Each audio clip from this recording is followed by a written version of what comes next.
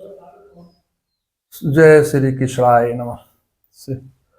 चतुर्थो अध्याय माने श्रीमद् भागवत साप्ताहिक कथा के अष्टम स्कंध का दूसरे दिन की कथा में चौथा अध्याय दक्ष के द्वारा भगवान की स्तुति और भगवान का प्रादुर्भाव। सुखदेव जी ने कहा, यदम प्रचेतसः पुत्र दश प्राचीन वहिषे अंतः समुद्र मग्नाम दौदृसुंद्रे में वृताम। सुखदेव महाराज शंभु मनवांतर में तृतीय स्कंध में सृष्टि का वर्णन कर चुके हैं। राजा के सृष्टि वर्णन विस्तार से सुनने की इच्छा से पुनः प्रारंभ करते हैं। हे राजन, सृष्टि का विस्तार दक्ष द्वारा जिस प्रकार हुआ उसे ध्यान से सुनो। हे परीक्षित, प्राचीन वही राजा के यहाँ प्रचेता नाम का 10 पुत्र उत्पन्न हुआ। जब प्रचेता समुद्र से निकले तो उन्होंने देखा कि सारी पृथ्वी पर पेड़ आच्छादित हैं। यह देखकर प्रचेताओं को वृक्षों पर बहुत क्रोध आया। क्रोधवश अपने मुख से अग्नि और वायु को पैदा कर वृक्षों को जलाने लगे। यह देखकर वृक्षों के राजा चंद्रमा ने प्रकट होकर कहा कि आप लोग प्रजा के रक्षक बनाए गए हैं। यह भगवान की सृष्टि है। इनमें लोगों की आजीविका चलती है। इन्हीं से वनस्पति औषधियों का निर्माण होता है, फल पुष्प अन्न की रचना होती है। इससे गौ महिष मनुष्यों का हित होता है। सभी प्राणियों में जड़ चेतन में ईश्वर है। इन पर क्रोध मत करो। ईश्वर सर्वत्र व्याप्त है। ईशावास्यम सर्वम यत्य कच्चे जगत्यम ईशावास्यो उपनिषद से। आपके पिता ने प्रजा सृष्टि के लिए आपको नियुक्त किया है, वृक्षों को जलाने के लिए नहीं, जो क्रोध को शांत करता है। सृष्टि के लिए आप उसे भगवान, जो क्रोध को शांत करता है उससे भगवान प्रसन्न होते हैं। इन्हीं कन्या को पत्नी रूप में ग्रहण करो। सोम ने प्रचेताओं का विवाह वार्छी महर्षि कन्या से कराया। वार्छी हो संबरा कन्यम पत्नी त्वे प्रतिगृहीताम। उन्हीं प्रचेताओं के द्वारा उस कन्या के गर्भ से दक्ष की उत्पत्ति हुई।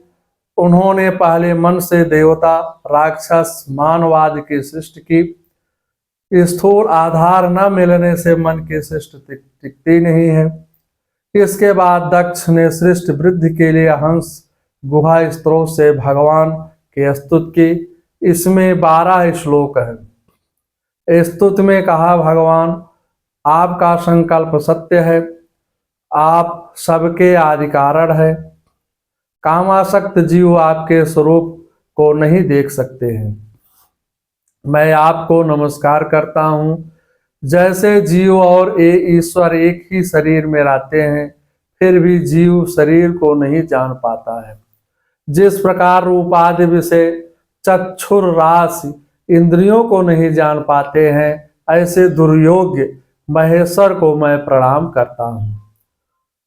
हे भगवान, आप मायापति हैं। माया के से नाना रूप धारण कर संपूर्ण विश्व में व्याप्त है। आप मुझ पर प्रसन्न हो। हे प्रभु, मैं आपके साकार निराकार स्वरूप को नमस्कार करता हूँ।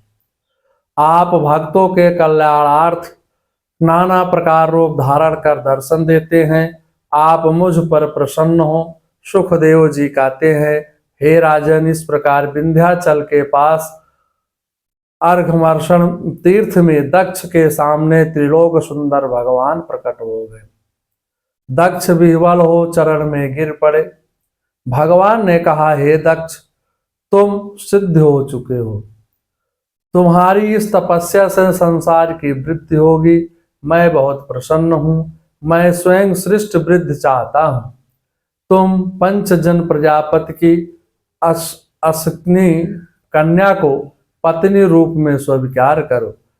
इससे मैथुन धर्म की सृष्टि की वृद्धि होगी। इत्युक्तं तस्यं भगवानं विश्वभावना स्वप्नोलब्धार्थम इव तस्रेवांतर्धय हरि। सुखदेव जी कहते हैं, विश्व के जीवन दाता भगवान श्री हरि यह कहकर दक्ष के सामने ही इस प्रकार अंतर ध्यान हो गए, जैसे स्वप्न में देखी हुई वस्तु स्वप्न टूटते ही लुप्त हो जाती है। श्रीमद् भागवत साप्ताहिक कथा के षष्ठ स्कंद का चौथा अध्याय समाप्त होता है। अथ पंचमो अध्याय। श्री नारद जी के उपदेश से दक्ष पुत्रों को वैराग्य तथा नारद जी को दक्ष का श्राप।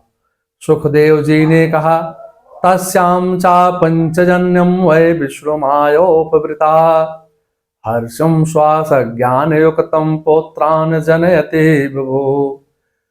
भगवान की महती कृपा से सामर्थ्य प्राप्त कर दक्ष ने पंचजन की पुत्री अक्षनी नामक पत्नी से हर्यस्व संज्ञा वाले 10,000 पुत्र उत्पन्न किए।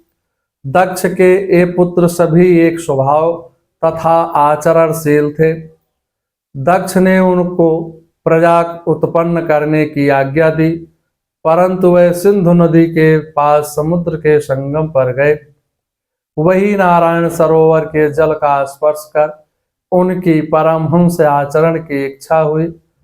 वहीं उनको नारद जी के दर्शन हुए। नारद जी ने देखा कि भगवत धर्म में रुचि होने पर भी प्रजा वृद्धि के लिए तत्पर। उन्होंने दक्ष पुत्रों से कहा, हे हर्षो, वास्तव में तुम लोग महामूर्ख हो।